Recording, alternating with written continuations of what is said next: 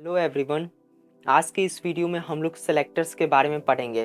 तो हम लोग एक न्यू फाइल बना लेते हैं जिसका नाम होगा selectors.html। नाउ गाइस, मैं HTML का बेसिक लेआउट यहाँ पे रिटर्न कर लेता हूँ। उसके बाद डिस्क्रिप्ट टैग को भी मैं लिख देता हूँ। तो सेलेक्टर्स को बताने से पहले मैं आप लोगों को आईडी और क्लासेस के बारे में बता देता हूँ। तो उसके लिए मैं कुछ एलिमेंट को यहाँ पे लिखता हूँ div डॉट कंटेनर और इसके अंदर मैं div डॉट पैरा 1 इंटू या div डॉट पैरा इंटू 4 और यहाँ पे मैं सब में शिफ्ट और ऑल्ट दबाकर आप लोग विजुअल स्टूडियो कोड में मल्टी कर्सर को ला सकते हैं। This is paragraph, this is paragraph मैंने यहाँ पे लिख दिया। कंट्रोल टू सेव करता हूँ और यहाँ पे मैं एक h1 जो कि एक टैग है और इसके अंदर मैं आईडी देता हूँ। ये होगा मेन और इसमें मैं basically welcome to my channel मैं फाइल को सेव करता हूँ और लाइव सर्वर से अपने इस फाइल को वेबसाइट में ओपन, तो जैसा कि आप लोग देख सकते हैं ये खुल चुका है। तो ये वेलकम टू माई चैनल और ये यहाँ पे आप लोग पैराग्राफ देख सकते हैं। नाउ गाइस, तो ये आईडी और क्लासेस होते क्या हैं? तो आईडी एक तरह का बेसिकली हम लोग आईडी को यूज़ क्यों करते हैं, आईडी को यूज़ करने या क्लासेस को हम लोग एलिमेंट में क्यों लगाते हैं? क्योंकि हम यदि क्लास और आईडी को यूज़ करेंगे तो इस एलिमेंट को हम लोग सिलेक्ट कर सकते हैं CSS में भी और जावास्क्रिप्ट में भी। और मैं आप लोगों को बता दूं कि आईडी का जो वैल्यू है, जैसे ID is equal to main है, तो ये इस पेज के लिए यूनिक होगा, मतलब आईडी यूनिक होता है। और क्लास आप लोग देख सकते हैं, जैसे class is equal to para मैंने क्लास यूनिक नहीं होगा, क्लास मल्टीपल एलिमेंट पर यूज हो सकता है, बट आईडी का जो वैल्यू होगा वो यूनिक होगा। अब मैं यहाँ पे कुछ ID is equal to main नहीं कर सकता हूँ, ये अलाउ नहीं होता, ये गलत भी होता है। तो आईडी हमेशा यूनिक होगा और क्लास मल्टीपल एलिमेंट्स में भी हो सकता है और क्लासेस का यूज़ भी बहुत होता है और आईडी का भी यूज़ होता है, तो दोनों का ही बहुत यूज़ होता है। और CSS में जब आप लोग CSS यदि जानते होंगे तो आईडी और क्लासेस तो ज़रूर ही जानते होंगे। हम लोग CSS में आईडी और क्लासेस की मदद से ही इन सारे एलिमेंट को सिलेक्ट कर पाते हैं, या आप लोग H1 लिख कर भी एलिमेंट के नेम को भी लिख कर भी सिलेक्ट कर सकते हैं, बट हम लोग ज़्यादातर आईडी और क्लासेस का ही यूज़ करते हैं किसी भी एलिमेंट को सिलेक्ट करने के लिए, और फिर उसमें स्टाइलिंग हम लोग करते हैं। तो आईडी हमेशा यूनिक होगा, किसी भी एक एलिमेंट का आईडी यूनिक होगा, बट क्लास मल्टीपल एलिमेंट का सेम हो सकता है। नाउ गाइस, अब सिलेक्टर्स क्या होता है? तो सिलेक्टर से एक जावास्क्रिप्ट में एक फंक्शन है जो बेसिकली हमें किसी भी एलिमेंट को सिलेक्ट करने में मदद करता है। तो सिलेक्टर्स हमारे पास दो तरह के होते हैं। पहला सिंगल एलिमेंट सेलेक्टर्स,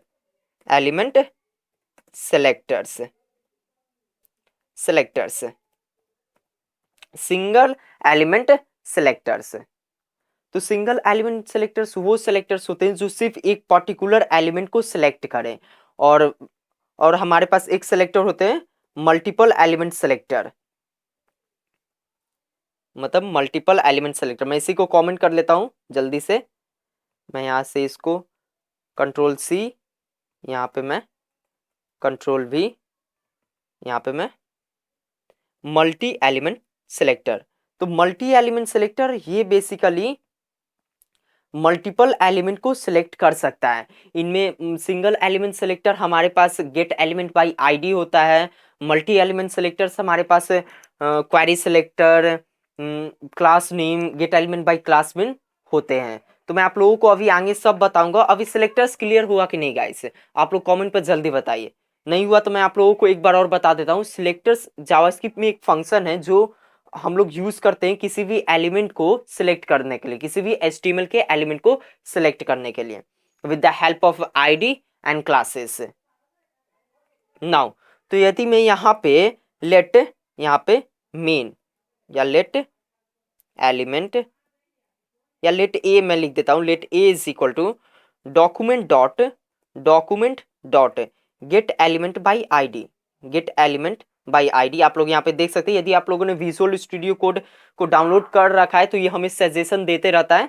तो गेट एलिमेंट बाई आईडी, अब ये कब हम लोग यूज करते हैं, यदि हमें कोई भी एचटीएमएल के टैग को आईडी की मदद से सिलेक्ट करना हो, उस समय हम लोग गेट एलिमेंट बाई आईडी का यूज करते हैं। और यहाँ पे मैं मेन यहाँ पे लिख देता हूँ, जो इस आईडी है, ये h1 का आईडी मेन है, तो मैंने यहाँ पे मेन लिख दिया। अब मैं कंसोल पे लॉग करूंगा, लॉग यहाँ पे ए को कंट्रोल एस टू सेव, और मैं अपना कंसोल को भी ओपन कर लेता हूँ।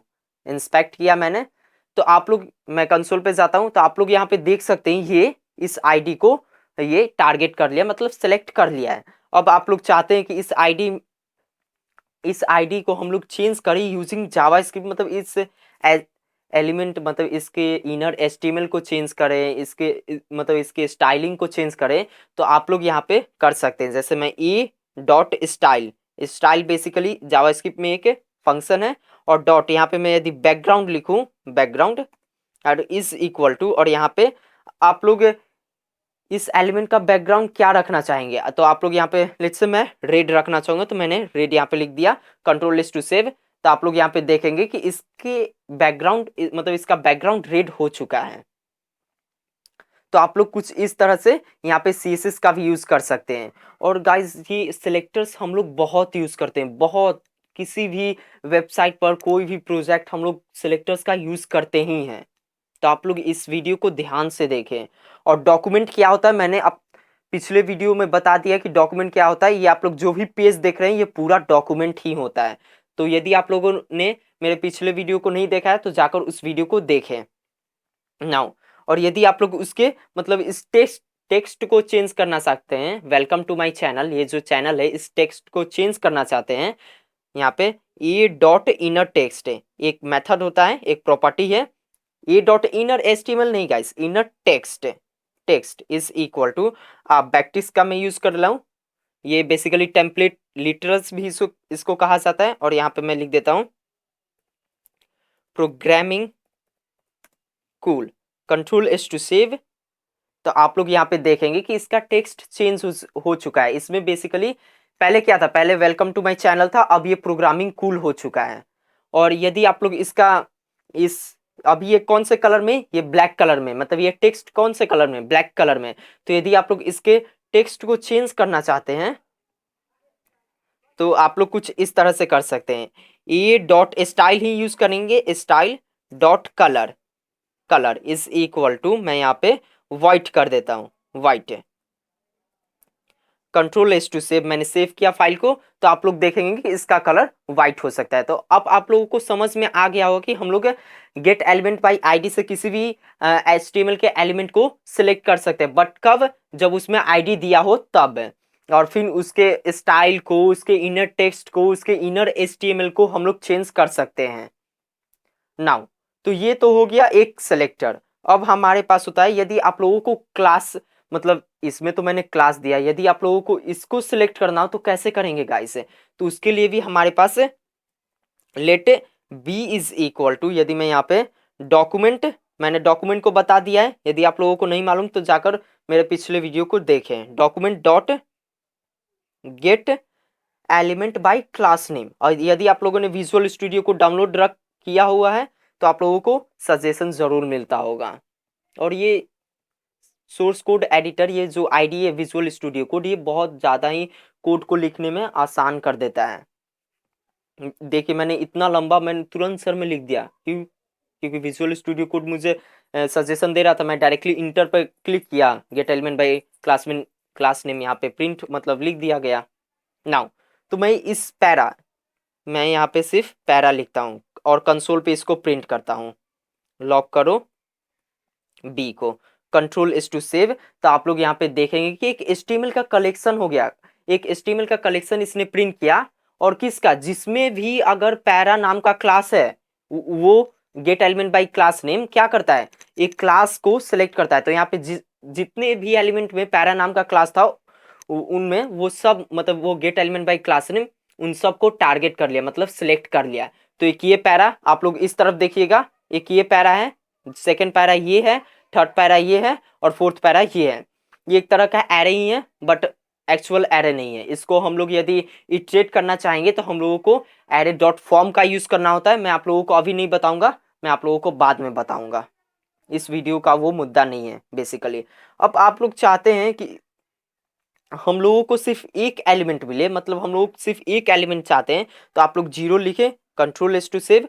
तो आप लोग यहाँ पे देखेंगे कि सिर्फ एक एलिमेंट हमें मिल चुका है, मतलब सिर्फ हमें ये एलिमेंट मिल रहा था। पहले क्या, पहले एक HTML का कलेक्शन मिल रहा था, बट अब हमें सिर्फ एक ये दिस पैरा, फर्स्ट वाला पैरा हमें मिल रहा है। वैसे ही आप लोग सेकेंड पैरा भी वहाँ पे फर्स्ट पैरा, अब आप लोगों को सेकेंड पैरा ये पैरा चाहिए तो आप लोग देखिए ये पैरा भी आप लोगों को मिल गया। अब इस और इसमें भी सेम गाइस, यदि आप लोग यहाँ पे कुछ ऐसे करेंगे बी डॉट स्टाइल, यहाँ पे बी डॉट स्टाइल, या स्टाइल तो मैंने बता दिया है। यदि मैं यहाँ पे B dot children child nodes यहाँ पे करूँ, या इसको मैं कंसोल पे प्रिंट करता हूँ, सबसे पहले मैं कंसोल पे प्रिंट करता हूँ B dot child nodes, control S to से मैंने किया। तो आप लोग देखेंगे कि एक नोट लिस्ट, एक टेक्स्ट है, इसके अंदर एक टेक्स्ट है, क्या है, दिस इज अ पैराग्राफ है। तो इसके अंदर एक टेक्स्ट है और ये इसको प्रिंट करके यहाँ पे दे दिया। और ऐसे ही तो चाइल्ड नोट्स बेसिकली यदि हमारे पास इसके अंदर कुछ और होता, लेट्स से यहाँ पे मैं एक यूएल भी डाल देता हूँ, यूएल, और यहाँ पे li इंटू li, और मैं यहाँ पे हाय विकास, मैंने यहाँ पे कुछ लिख दिया, कंट्रोल एस टू सेव। तब आप लोग देखेंगे कि यहाँ पे इसका लेंथ 0 है। अभी मैंने लगाया फाइल को सेव नहीं किया है, कंट्रोल एस टू सेव। मैंने इस पैरा नहीं, मुझे तो 0 अभी, तो अभी किस पैरा का ये सिलेक्ट किया हुआ है, अभी बेसिकली ये इस पैरा को सिलेक्ट किया हुआ है गाइस, और ये 0 इंडेक्स पर है। तो मैंने तो अभी इंडेक्स 1 किया हुआ है। यदि मैं यहाँ पे 0 करूँ, 0, कंट्रोल एस टू सेव, तब आप लोग देखेंगे कि इसमें बेसिकली पहले टेक्स्ट है, ये टेक्स्ट, उसके बाद यूएल है, एक एलिमेंट है, उसके अंदर टेक्स्ट है जो एक एलाई के अंदर टेक्स्ट है। तो नोड लिस्ट से आप लोग एक ट्री लाइज स्ट्रक्चर, इसके अंदर जितने भी टेक्स्ट है, एलिमेंट है, आप लोग प्रिंट करवा सकते हो और उसे टारगेट भी कर सकते हो। और यहाँ पे नोड लिस्ट 3 है, तो यदि आप लोग टेक्स्ट को सिर्फ टारगेट करना चाहोगे तो यहाँ पे आप लोग कुछ इस तरह से लिख सकते हैं, नोड लिस्ट, और यहाँ पे basically 0, control S to save मैंने किया फाइल को।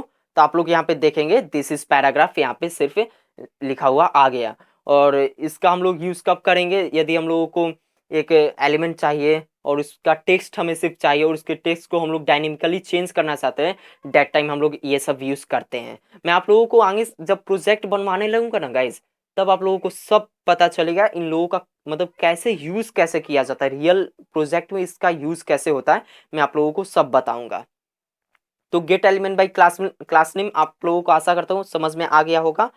नाउ गाइस मैं इस कंसोल को कमेंट कर देता हूँ, यहाँ पे कुछ इस तरह से मैं कमेंट कर दिया। नाउ अब हमारे पास एक क्वेरी सिलेक्टर होता है, तो यहाँ पे गेट एलिमेंट बाय आईडी सिर्फ आईडी को ही सिलेक्ट कर रहा था, और एक क्लास नेम सिर्फ gate element by class name ये सिर्फ क्लास को ही सिलेक्ट कर रहा था। बट हमारे पास एक सेलेक्टर है, let's C is equal to document dot query selector, ये दोनों को सिलेक्ट कर सकता है। यदि आप लोग हैच मेन लिखेंगे, हैच मेन बेसिकली आईडी को डिनोट हैच से किया जाता है, तो हम लोगों ने हैच मेन लिखा, तो ये आईडी को अभी सिलेक्ट करेगा। क्यों, क्योंकि मैंने इसके अंदर आईडी दिया हुआ है। और यदि मैं कंसोल कंफर्म नहीं लॉग में करूँ, यदि सी को कंट्रोल एस टू सेव, तो आप लोग यहाँ पे देखेंगे कि ये पहला वाला एलिमेंट यहाँ पे प्रिंट होकर आ चुका है। तो क्वेरी सिलेक्टर क्या करता है, क्वेरी सिलेक्टर आप लोगों को आईडी भी सिलेक्ट कर सकता है ये, और क्लास भी सिलेक्ट कर सकता है। मैंने आप लोगों को आईडी सिलेक्ट कर दिखाया, और क्लास को पॉइंट से डिनोट किया जाता है। सबसे पहले हम लोग पॉइंट लिखते हैं, उसके बाद पैरा यदि मैं लिखूं, या मैंने एक कंटेनर बनाया था ना, कंटेनर नाम का क्लास, कंटेनर मैं आप लोगों को दिखा देता हूँ कंटेनर कहाँ है। यहाँ पे आप लोग देख सकते हैं ये class is equal to container, और ये एक पूरा डिव है यहाँ से लेकर यहाँ तक, और इसके अंदर इसके चिल्ड्रन है, और पैरा के भी चिल्ड्रन यूएल है जो एक अनऑर्डर्ड लिस्ट इसे कहा जाता है, और यूएल का भी चिल्ड्रन एल है। तो कंट्रोल एस टू सेव, तो आप लोग देखेंगे कि एक कंटेनर यहाँ पे पूरा एक ये कंटेनर सिलेक्ट हो चुका है। इसके अंदर आप लोग यदि आप लोग जाएंगे तो ये पैरा, उसके और इसके भी चिल्ड्रन है, ये तो चाइल्ड नोड, ये टेक्स्ट है, ये यूएल है। तो आप लोग क्वेरी सिलेक्टर से आप लोग किसी भी क्लास को सिलेक्ट कर सकते हो और किसी भी आईडी को भी सिलेक्ट कर सकते हो। क्वेरी सिलेक्टर भी हम लोग बहुत ही ज़्यादा यूज़ करते हैं, तो आप लोग याद रखिएगा ये सब। और मैं तो कहता हूँ ना गाइस कि आप लोग एक नोट बना लीजिए इन सब का। लेट यहाँ पे मैं, और अब मैं सेकंड, अब कितना सेलेक्टर मैंने आप लोगों को बता दिया। First gate element by ID, second gate element by class name now, और ये क्वेरी सेलेक्टर जिसमें हम लोग आईडी और क्लासेस दोनों को ही सिलेक्ट कर सकते हैं। अब हमारे पास एक होता है document dot query selector all. Query selector all, यहाँ पे मैं यदि डॉट पैरा करूँ, डॉट पैरा, तो आप लोग यहाँ पे एक चीज़ देखिएगा, dot para C is not defined, let me check। ओ या C को मैंने अनकॉमेंट कर दिया था, तो मुझे इसे भी कमेंट करना होगा नाउ। और मैंने कंसोल पे कुछ प्रिंट नहीं किया इसलिए कुछ नहीं आया, तो मैं इसको यहाँ पे अनकॉमेंट करता हूँ और यहाँ पे मैं C के जगह D यहाँ पे लिख देता हूँ। Control S to save. तो आप लोग यहाँ पे देखेंगे कि एक नोड लिस्ट है और इसके अंदर ये पूरे मतलब ये पूरा एलिमेंट यहाँ पे सेलेक्ट हो चुका है। मतलब ये भी कुछ क्लास नेम की ही तरह, बट वहाँ पे HTML कलेक्शन, ये बेसिकली ये जो gate element by class name ये आप लोग देख रहे हैं, ये HTML कलेक्शन हमें कंसोल पे प्रिंट कर देता था, बट ये नोड लिस्ट हमें प्रिंट कर देता है। तो यहाँ पे देख सकते हैं div डॉट पैरा, ये जितने भी इस एलिमेंट के अंदर पैरा नाम का क्लास है, इस एलिमेंट के अंदर भी पैरा नाम का क्लास है, तो जितने भी एलिमेंट के अंदर पैरा नाम का क्लास है उन सभी को इसने सिलेक्ट कर दिया। मतलब क्वेरी सिलेक्टर ऑल, यहाँ पे आप लोग देख ही सकते हैं ऑल, तो जितने भी पैरा नाम के क्लासेस है, पैरा नाम के एलिमेंट है, उन सबको ये सिलेक्ट कर लेगा। और इसमें भी आप लोग स्टाइल, इनर टेक्स्ट, ये सब यूज कर सकते हो। और आप लोग चाहते हैं कि इसे इटरेट करें, मतलब इसको लाइन बाय लाइन प्रिंट करें, उसके लिए हम लोग एरे एक फॉर ईच मेथड होता है, उसका हम लोग यूज करते हैं। अभी मैं आप लोगों को उसके बारे में नहीं बताऊंगा, आगे आने वाली वीडियो में मैं उसके बारे में बताऊंगा। नाउ गाइस, अब हमारे पास एक और सेलेक्टर होता है लेट सी तो मैंने यूज कर लिया था। E is equal to document dot get element by tag name. यदि आप लोग चाहते हैं कि किसी भी एलिमेंट को हम लोग उसके टैग नेम से टारगेट करें, टैग नेम मतलब यहाँ पे उसके h1, तो h1 एक टैग नेम है, तो h1 उसके टैग नेम से हम लोग सिलेक्ट करें, तो सिंपली हम लोग ये gate element by tag name वाला फंक्शन यूज करते हैं। और यदि मैं यहाँ पे h1 यहाँ पे प्रिंट करूँ, कंट्रोल एस टू सेव, तो आप लोग यहाँ पे देखेंगे, और मैंने प्रिंट नहीं किया कंसोल पे, तो मैं इसे प्रिंट कर देता हूँ कंसोल पे। सबसे पहले ई था ना, कंट्रोल एस टू सेव, तो आप लोग यहाँ पे देखेंगे कि एक HTML का कलेक्शन है h1 मेन, ये एक आईडी पूरा, मतलब ये एक एलिमेंट h1 यहाँ पे सेलेक्ट हो चुका है। तो टैग नेम हम लोग कब यूज़ करते हैं, यदि हम लोगों को किसी भी HTML के एलिमेंट को यदि उसके टैग नेम से सेलेक्ट करना हो, देन आफ्टर हम लोग gate element by tag name का यूज़ करते हैं। और query selector all dot para, ये बेसिकली जितने भी पैरा नाम के क्लासेस लगे होंगे किसी भी एलिमेंट पे, उन सब एलिमेंट को ये सेलेक्ट कर लेता है। और क्वेरी सेलेक्टर, ये क्वेरी सेलेक्टर मैं ये इसको हाईलाइट कर देता हूँ, ये क्वेरी सेलेक्टर ये एलिमेंट मतलब ये आईडी को भी सिलेक्ट कर सकता है और क्लास को भी सिलेक्ट कर सकता है। और यदि मैं इसके अंदर पैरा यहाँ पे यदि मैं करूँ, इसके अंदर तो मैंने सिर्फ कंटेनर किया था, यदि मैं इसके अंदर पैरा करूँ, मैं सबसे पहले इसको डिलीट कर देता हूँ पैरा, और मैं सी को यहाँ पे प्रिंट कर देता हूँ सी, कंट्रोल एस टू सेव। तो आप लोग देखेंगे कि ये सिर्फ एक एलिमेंट को सेलेक्ट करेगा।